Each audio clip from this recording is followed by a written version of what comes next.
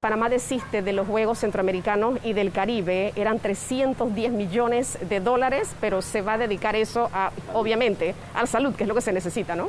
Nosotros estábamos muy interesados cuando iniciamos gobierno en realizar los Juegos Centroamericanos y del Caribe. Eso era en junio del 2022.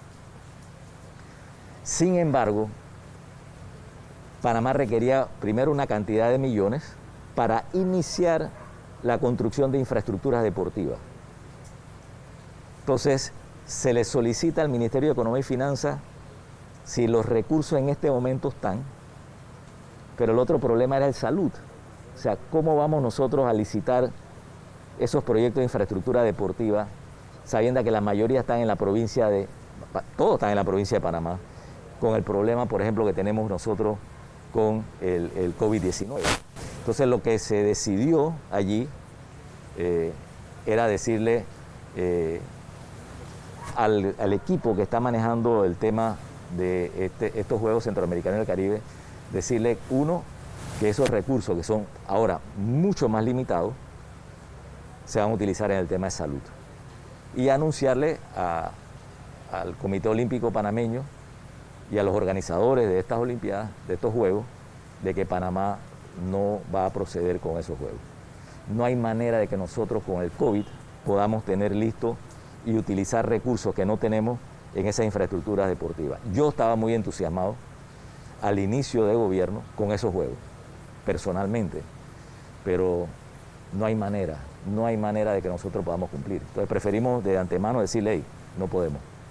Llega la pandemia y el panameño se pregunta, pero es que nosotros estamos recibiendo también ayuda internacional, millones, presidente, varios millones, pero cuando vamos a ver el tema de cuánto le toca a cada panameño, $100 mensuales, nadie puede vivir con $100 mensuales. Yo creo que usted comparte también esa opinión conmigo, presidente. Entonces, hubo un gobierno con autoridad, se lograron algunas metas, ahora las personas dicen, ¿qué pasa que no se nos puede dar un poco más? Presidente, ¿cómo usted responde a esto? Porque no se puede vivir con $100 mensuales y el panameño, ¿qué hace?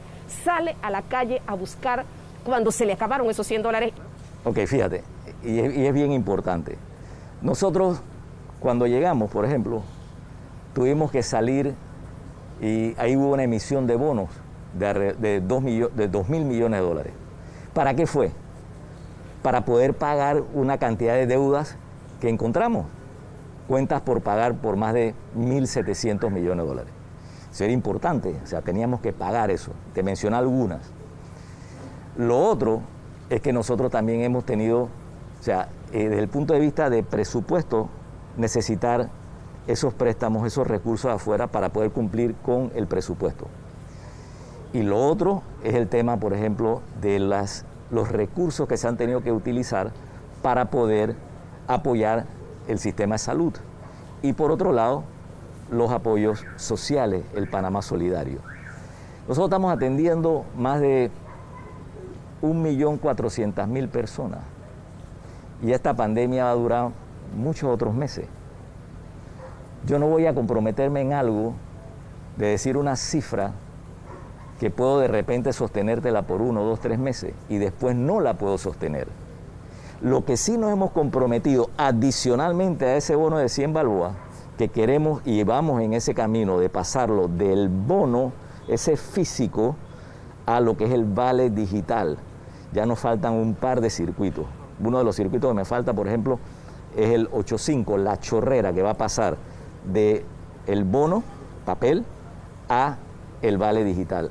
Con lo que nosotros tenemos, o sea, es con lo que podemos arropar. O sea, no podemos estar prometiendo cosas que no vamos a cumplir y que no vamos a sostener en el tiempo.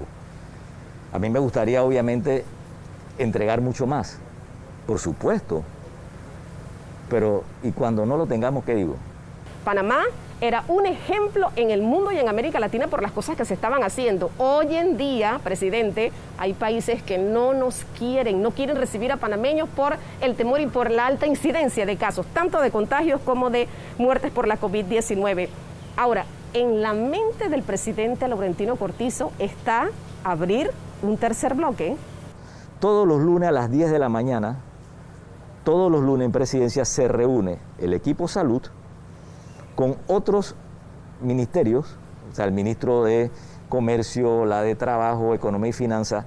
El equipo de salud hace una presentación a los presidentes de los gremios del sector privado. Ese es a las 10 de la mañana. Y de allí analizan ver no el bloque en sí, sino una actividad. Y sale entonces una recomendación que me llega el lunes en la tarde a mí como presidente. Y de ahí donde se toma entonces la decisión. Vamos a abrir, por ejemplo, bloque 3 Los Santos, que fue esta semana que acaba de pasar. Del bloque 4 para Los Santos sacaron el tema de restaurantes y fondas. Entonces, así es que se va haciendo. Igual el tema, por ejemplo, del mini hub humanitario. Entonces, es un proceso, es un balance. Mira, en efecto, la apertura del bloque 2, y eso así está, el estudio que lo presentan, se presenta todos los martes en la tarde. Cuando ves la cantidad, cómo se sube los positivos por bloques, ves que en el bloque 2 automáticamente suben los positivos. ¿Una decisión apresurada, presidente? No, no es apresurada. Y en algún momento tienes que tomarla porque es fácil decir a alguien que es asalariado, decir, hey, vamos con una cuarentena total. Pero es que lo que pasa es que en este país no todos son asalariados. Entonces tienes que llevar es un balance, sí, el centro de todas las decisiones es el ser humano, su salud. Pero allí tiene que tener ese balance porque hay personas que requieren los informales. Vuelvo y repito, para alguien que es un asalariado, hey, no hay problema, hey, vámonos a una cuarentena absoluta. Entonces, ahí es donde viene el manejo. Sí, sin duda, y eso digo, eso se refleja en los estudios epidemiológicos. Sí, se subieron los positivos. Entonces ahí es donde viene el tema de ver cómo nosotros no abrimos algunas actividades mientras vamos viendo el manejo de la capacidad hospitalaria. ¿Se va a dosificar el bloque 3 entonces? O sea, nosotros hablamos de bloque o actividades. Lo que estamos prefiriendo es ir por actividades. ¿Por qué? Porque tenemos que ir muy pendiente de la capacidad hospitalaria.